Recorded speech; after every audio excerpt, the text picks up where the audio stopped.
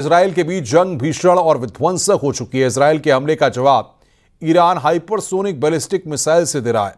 Iran का दावा है कि उसके हमले में इजराइल को बहुत बड़ा नुकसान पहुंचा है। वहीं इजराइल दावा कर रहा है कि उसका एयर डिफेंस सिस्टम ईरान के हमलों को जॉर्डन से आसमान में भी नाकाम कर दे रहा है।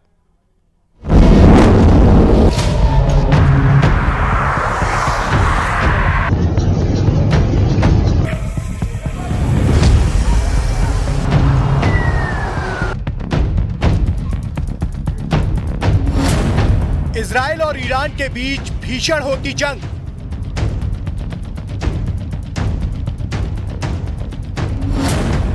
जॉर्डन के आसमान में ईरान की मिसाइल इंटरसेप्ट।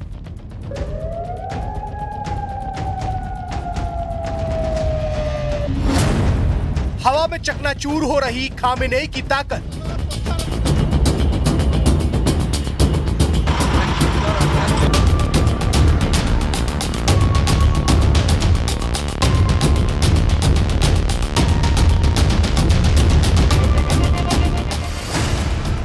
इजराइल पहुंचने से पहले धुआं धुआं ईरानी मिसाइलें।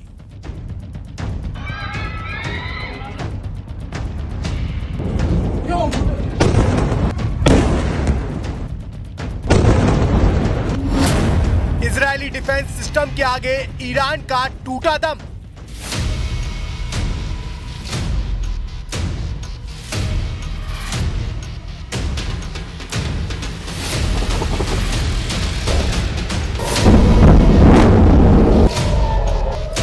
इजराइल के बीच जंग भीषण और विध्वंसक हो चुकी है।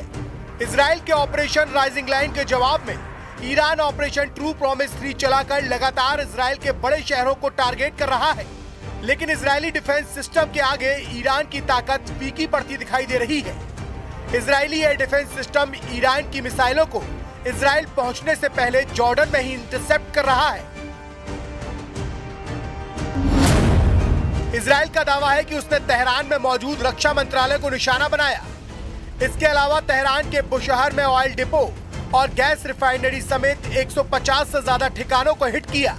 2 दिन की लड़ाई में अब तक 100 से ज्यादा ईरानी मारे जा चुके हैं, जिसमें 9 न्यूक्लियर साइंटिस्ट और 20 से ज्यादा ईरानी कमांडर्स शामिल हैं।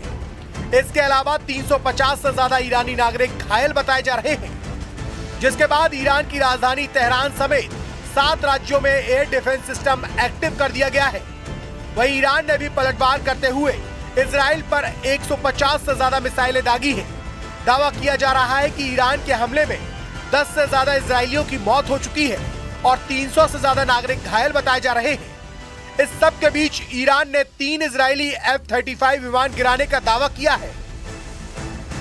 हालांकि अब जो तस्वीरें सामने आ रही हैं, उसमें ईरान के हमलों को इजराइल जॉर्डन के आसमान में ही इंटरसेप्ट करता दिखाई दे रहा है। मतलब जो मिसाइलें इजराइल के बड़े शहरों को टारगेट करते हुए ईरान लॉन्च कर रहा है, वो इजराइल पहुंचने से पहले ही जॉर्डन के आसमान में ढेर कर दी जा रही है, जिससे ईरान बैकफुट पर नजर आ रहा है।